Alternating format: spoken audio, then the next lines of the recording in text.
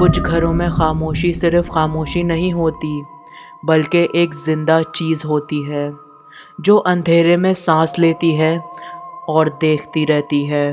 لاڑکانہ کے ایک پرانے علاقے میں ایک ایسا ہی گھر تھا جس کی دیواریں نمی سے بھیگی ہوئی تھیں، جن میں سے عجیب سی ٹھنڈک نکلتی تھی۔ یہ گھر پاکستان بننے سے پہلے ایک سکھ خاندان کا تھا اور اس کے بعد کئی ہاتھوں سے ہوتا ہوا آخرکار ایک خاندان تک پہنچا۔ گھر کے اوپر والے حصے میں ایک کمرہ تھا جس کے بارے میں ہمیشہ خاموشی اختیار کی جاتی تھی اور وہاں اوپر جانے میں سختی تھی۔ کوئی اس کمرے کا ذکر بھی نہیں کرتا تھا اور اگر کوئی پوچھ لیتا تو فوراً بات بدل جاتی، جیسے کوئی راز چھپایا جا رہا ہو۔ پھر ایک دن اس گھر میں نئی دلہن آئی جس کی خوبصورتی دیکھ کر ہر کوئی حیران ہو گیا اور گھر جیسے روشن ہو گیا۔ اس کے گھر آنے سے ہنسی گونجنے لگی اور ہر کمرہ جیسے زندہ ہو گیا، مگر کچھ کمرے اب بھی خاموش تھے۔ اس کی سانس اسے بہت چاہتی تھی اور نند بھی اس کے ساتھ گھل مل گئی تھی اور اس کا شوہر بھی اس پر جان چھڑکتا تھا۔ سب کچھ بالکل ٹھیک لگ رہا تھا، جیسے یہ ایک عام خوشگوار زندگی کی شروعات ہو، مگر ہر کہانی میں ایک سایہ ضرور ہوتا ہے۔ چند دن گزرنے کے بعد اس لڑکی نے گھر کے ہر کونے کو دیکھنا شروع کیا، جیسے وہ اس جگہ کو سمجھنا چاہتی ہو۔ اسی تلاش کے دوران اس کی نظر اوپر جانے والی سیڑھیوں پر پڑی، جو عجیب حد تک سنسان اور ٹھنڈی محسوس ہو رہی تھی۔ وہ آہستہ آہستہ سیڑھیاں چڑھنے لگی اور ہر قدم کے ساتھ اسے ایسا محسوس ہوا جیسے کوئی اسے دیکھ رہا ہے۔ اوپر پہنچ کر اسے ایک پرانا دروازہ نظر آیا جس پر رنگ آلود تالا لگا ہوا تھا اور اس کے ارد گرد جالے بنے ہوئے تھے۔ دروازے کے قریب جاتے ہی اسے اچانک ٹھنڈی ہوا کا ایک جھونکا محسوس ہوا، حالانکہ وہاں کوئی کھڑکی موجود نہیں تھی۔ اس نے دروازے کو ہاتھ لگایا تو اس کے جسم میں ایک عجیب سی سنسنی دوڑ گئی، جیسے کسی نے اسے اندر سے چھوا ہو۔ وہ فوراً پیچھے ہٹ گئی، لیکن اس کے دل میں تجسس اور بھی بڑھ گیا اور وہ اس کمرے کے بارے میں سوچنے لگی۔ اس نے نیچے آ کر اس کمرے کے بارے میں اپنی ساس سے پوچھا، مگر اس کی ساس نے اس کی بات ٹال دی۔ ساس نے کہا کہ وہاں صرف پرانا ٹوٹا ہوا سامان رکھا ہوا ہے اور وہاں جانا بیکار ہے، مگر اس کی آنکھوں میں خوف صاف نظر آ رہا تھا۔ یہ بات اس لڑکی کے ذہن میں بیٹھ گئی اور وہ بار بار اسی دروازے کے بارے میں سوچنے لگی، جیسے کوئی اسے بلا رہا ہو۔ رات کو سوتے وقت بھی اسے ایسا محسوس ہوا جیسے اوپر سے ہلکی ہلکی آوازیں آ رہی ہوں جو اسے اپنی طرف کھینچ رہی ہوں۔ اگلے دن اس نے پرانے دروازوں اور الماریوں میں چابی ڈھونڈنا شروع کر دی، جیسے اسے یقین ہو کہ اسے وہ چابی مل جائے گی۔ کافی دیر تلاش کرنے کے بعد اسے ایک رنگ آلودہ چابیوں کا گچھا ملا، جسے دیکھ کر اس کے دل کی دھڑکن تیز ہو گئی۔ اس نے ادھر ادھر دیکھا کہ کوئی اسے دیکھ تو نہیں رہا اور پھر اس نے چابیاں اپنے دوپٹے میں چھپا لیں۔ اس کے چہرے پر ہلکی سی مسکراہٹ آئی، مگر اس مسکراہٹ میں ایک عجیب سا جنون بھی شامل تھا۔ رات کا انتظار بھی اب اس کے لیے مشکل ہو گیا تھا اور ہر گزرتا ہوا لمحہ اسے اس دروازے کے قریب لے جا رہا تھا۔ جیسے ہی رات گہری ہوئی اور سب سو گئے، وہ آہستہ بستر سے اٹھی اور بغیر آواز کیے دروازے سے باہر نکل گئی۔ گھر مکمل خاموش تھا، مگر اس آواز میں ایک عجیب سی بے چینی تھی۔ وہ آہستہ آہستہ سیڑھیاں چڑھنے لگی اور اس کا دل زور زور سے دھڑک رہا تھا، جیسے اسے کسی خطرے کا احساس ہو۔ اوپر پہنچ کر وہ دروازے کے سامنے کھڑی ہو گئی اور اس نے کان لگا کر اندر سننے کی کوشش کی، مگر اندر مکمل سناٹا تھا۔ اس نے چابی نکالی اور کانپتے ہاتھوں سے تالے میں ڈالنے لگی اور جیسے ہی چابی گھمائی، ایک عجیب سی آواز گونج اٹھی۔ جیسے ہی تالا کھلا، دروازہ آہستہ خود ہی چرچراتے ہوئے کھلنے لگا اور اندر سے ایک باسی اور گھٹن بھری ہوا باہر آنے لگی۔ وہ ایک لمحے کے لیے رکی، مگر پھر اس نے ہمت کی اور آہستہ آہستہ اندھیرے میں قدم رکھا، جیسے کوئی انجانی طاقت اسے کھینچ رہی ہو۔ کمرے کے اندر اندھیرا تھا، مگر ایک عجیب سی مدھم روشنی جیسے کہیں سے نکل کر ہر چیز کو دھندلا سا دکھا رہی ہو۔ دیواروں پر نمی کے سیاہ دھبے تھے، جیسے برسوں سے کسی نے اس جگہ کو چھوا نہ ہو۔ زمین پر گرد کی موٹی تہ جمی ہوئی تھی اور ہر قدم کے ساتھ دھول اڑتی تھی جو سانس لینا مشکل کر دیتی تھی۔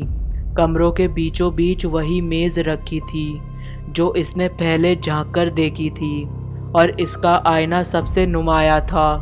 وہ میز کے قریب گئی اور جیسے ہی اس نے آئینے کی طرف دیکھا، اس کا دل ایک لمحے کے لیے رک سا گیا۔ آئینے میں ایک شکل نظر آ رہی تھی، مگر اس کے پیچھے جیسے کوئی سایہ ہل رہا تھا جو اس کے ساتھ نہیں تھا۔ اس نے فوراً پیچھے مڑ کر دیکھا، مگر وہاں کچھ بھی نہیں تھا، صرف خالی کمرہ اور ٹھنڈی ہوا۔ جب وہ آئینے کی طرف موڑی تو اس کا عکس ایک لمحے کے لیے مسکرا رہا تھا، حالانکہ اس کے اپنے ہونٹ سخت تھے۔ اس کے جسم میں سنسنی دوڑ گئی، مگر اس کے ہاتھ خود بخود میز پر پڑی اشیاء کو چھونے لگے، جیسے وہ کسی کے قابو میں ہو۔ اس نے آئینے کے کنارے پر ہاتھ پھیرا تو اسے ایسا محسوس ہوا جیسے اندر سے کسی نے اس کی انگلیوں کو چھوا ہو۔ اچانک کمرے کا درجہ حرارت مزید کم ہو گیا اور اس کی سانسیں دھند میں بدلنے لگیں، جیسے سردی حد سے بڑھ گئی ہو۔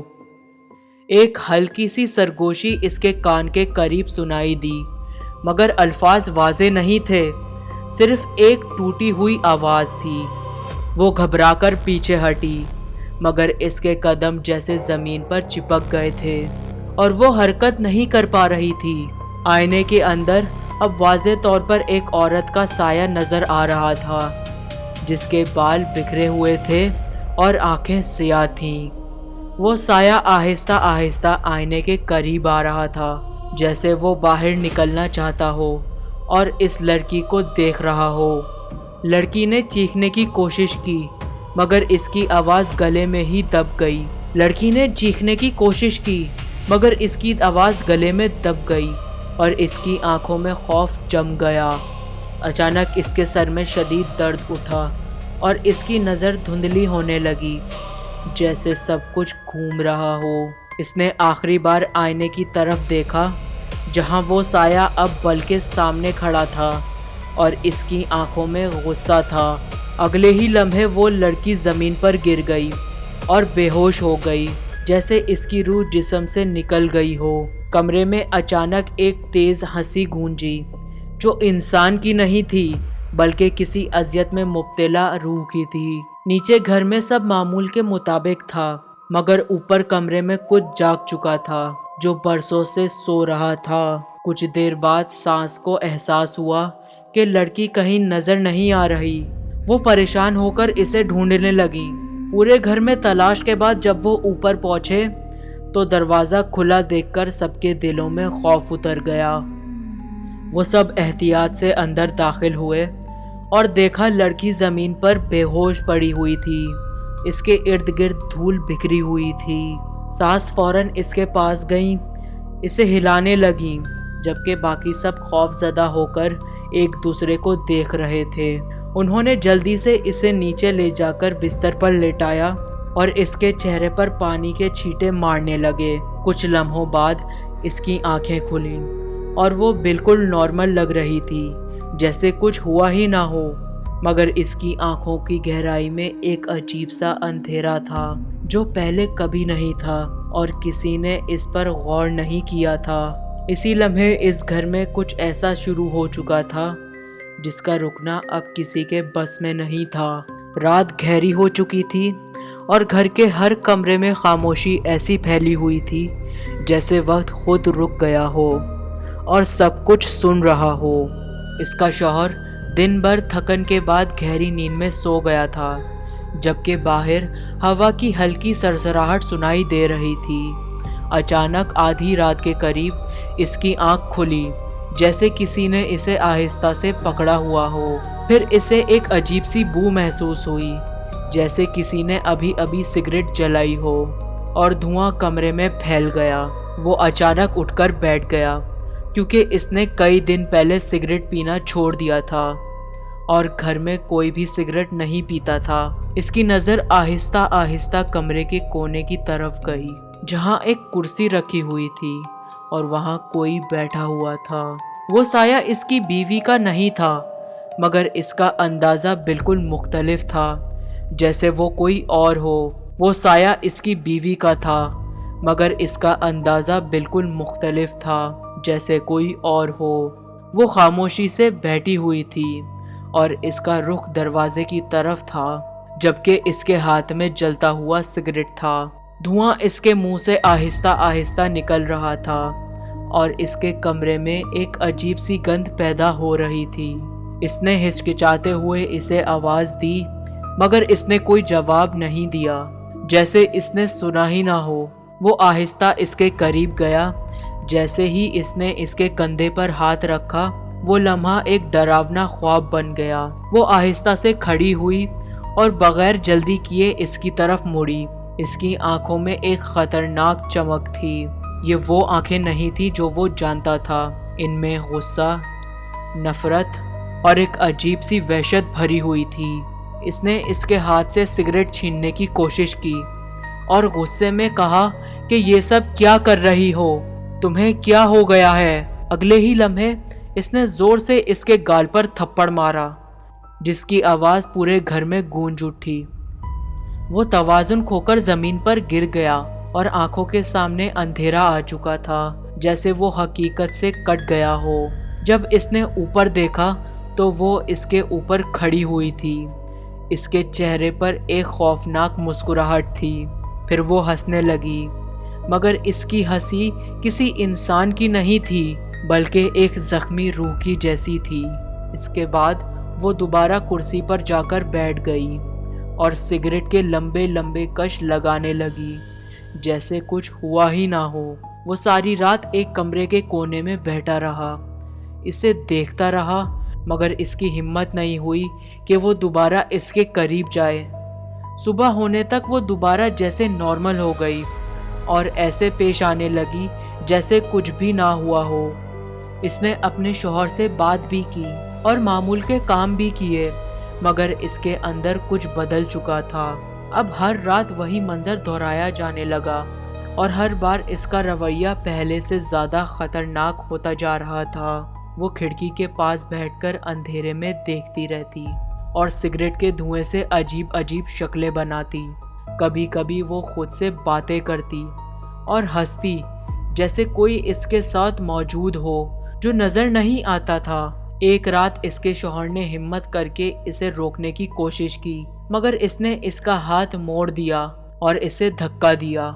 इसकी ताकत आम इंसान से ज़्यादा लग रही थी और इसके चेहरे पर एक वहशियाना गुस्सा नुमाया था। वो अब इसकी बीवी नहीं लगती थी, बल्कि कोई और वजूद था जो इसके जिस्म में कैद होकर सबको अजियत दे रहा था। इसी लम्हे इसके शौहर को एहसास हुआ कि ये मसला आम नहीं है और इसके पीछे कोई खौफनाक राज छुपा हुआ है। अगले चंद दिनों में इसका रवैया मज़ीद बदलने लगा और इसकी आंखों में एक मुस्तकिल गुस्सा और बेचैनी नज़र आने लगी, जैसे अंदर कुछ इसे कह रहा हो। वो कभी अचानक खामोश हो जाती और कभी किसी बगैर वजह के हंसने लगती, जैसे किसी अनजाने शख्स से बात कर रही हो जो सिर्फ नज़र नहीं आता हो। घर वालों ने पहले थकन और जहनी दबाव समझा, मगर जल्दी ही हालात इनके काबू से बाहर होने लगे। एक सुबह सांस ने नरमी से इसे आवाज़ दी और कहा कि बेटा, मेरे लिए एक कप चाय बना दो, मुझे सर में दर्द हो रहा है।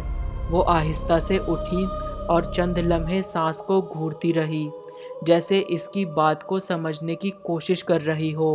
अचानक इसकी आंखों का रंग बदल गया और इसके चेहरे पर एक खतरनाक सख्ती आ गई जो पहले कभी नहीं दिखती थी। वो तेज़ी से आगे बढ़ी और सास के बालों को ज़ोर से पकड़कर इन्हें बिस्तर से नीचे खींच लिया, जैसे वो अपना गुस्सा निकाल रही हो। सांस की चीख पूरे घर में गूंज उठी और बाकी सब भागते हुए कमरे में पहुंचे। مگر وہ لڑکی رکنے کا نام ہی نہیں لے رہی تھی۔ اس نے سانس کو زمین پر گھسیٹنا شروع کر دیا اور اس کی آنکھوں میں ایک وحشیانہ تسکین تھی، جیسے اسے تکلیف دے کر ہی اسے سکون مل رہا ہو۔ نند نے آگے بڑھ کر اسے روکنے کی کوشش کی، مگر اس نے بھی اسے زور سے دھکا دے کر دیوار سے دے مارا۔ اب گھر میں مکمل ہنگامہ مچ چکا تھا اور سب لوگ خوف زدہ ہو گئے تھے۔ اسے قابو کرنے کی کوشش کر رہے تھے، مگر وہ قابو میں نہیں آ رہی تھی۔ کبھی وہ زور زور سے ہنستی اور کبھی اچانک چیخنے لگتی، جیسے اس کے اندر سے آوازیں ایک ساتھ بول رہی ہوں۔ کچھ لمحوں بعد وہ اچانک خاموش ہو گئی اور ایسے بیٹھ گئی جیسے کچھ ہوا ہی نہ ہو، اور سب کو گھورنے لگی۔ اس خاموشی میں بھی ایک خوف تھا، کیونکہ کسی کو نہیں معلوم تھا کہ اگلے لمحے وہ کیا کرے گی۔ اسی دن فیصلہ کیا گیا کہ اسے ڈاکٹر کے پاس لے جایا جائے، کیونکہ اب یہ مسئلہ عام نہیں لگ رہا تھا۔ ڈاکٹر گھر آیا اور جیسے ہی وہ اس کے قریب بیٹھا، اس لڑکی نے آہستہ سے مسکرانا شروع کر دیا۔ وہ مسکراہٹ عجیب تھی، جیسے وہ ڈاکٹر کے بارے میں سب کچھ جانتی ہو اور اسے دیکھ کر لطف اندوز ہو رہی ہو۔ اچانک اس نے ڈاکٹر کی ذاتی زندگی کی باتیں کرنی شروع کر دیں، جو کسی کو معلوم نہیں تھیں، اور وہ سب سن کر ڈاکٹر کے چہرے کا رنگ اڑ گیا۔ اس نے ایسی باتیں کی جو صرف ڈاکٹر اور اس کے چند خفیہ تعلقات تک محدود تھیں۔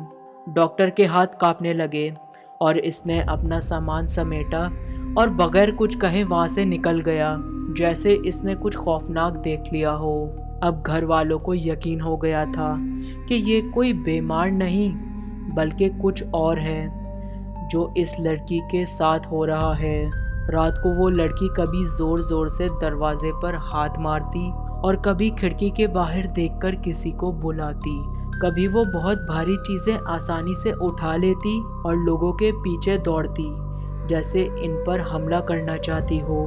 اس کی طاقت غیر معمولی ہو چکی تھی اور اس کے سامنے آنا سب کے لیے خطرناک بنتا جا رہا تھا۔ گھر کے باہر ہر فرد کے دل میں خوف بیٹھ چکا تھا اور کوئی بھی اس کے قریب جانے کی ہمت نہیں کرتا تھا۔ آخرکار اس کے والدین کو بلایا گیا اور انہوں نے آ کر یہ سب حالات اپنی آنکھوں سے دیکھے تو وہ بھی گھبرا گئے۔ کافی مشورے کے بعد ایک فیصلہ کیا گیا کہ اسے ایک گاؤں لے جایا جائے۔ ایک عورت اسی کی طرح کے کیس کا علاج کر رہی تھی۔ کہا جاتا تھا کہ وہ عورت سایوں اور روحوں کو پہچان لیتی ہے اور انہیں جسم سے نکالنا آتا ہے۔